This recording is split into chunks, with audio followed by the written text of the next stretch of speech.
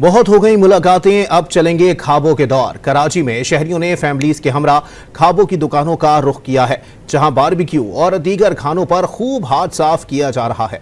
मजीद जानते हैं Burns road पर मौजूद डॉन न्यूज के नुमाइंदे इमरान हफीज से। इमरान, बताइएगा लोग किस तरीके से ख्वाबों पर हाथ साफ कर रहे हैं? जिस वक्त मैं कराची की सबसे पुरानी फूड स्ट्रीट बर्न्स रोड के ऊपर मौजूद हूँ और यहाँ पर आज ईद का दिन है और बड़ी तादाद में यहाँ पर जो शहरी हैं वो अपने अहले खाना के साथ यहाँ पर जो है वो खाने मुख्तलिफ यहाँ पर अशिया हैं, उनको खाने पकवान जो है उनको खाने के लिए आए हैं। जिस तरीके से मैं अपने कैमरामैन को दिखाता हूँ कि यहाँ पर वो राइस दिखाएं थोड़ा क्लोज करके कि बड़ी तादाद में वो ऑर्डर देके यहाँ पर बैठे हुए हैं।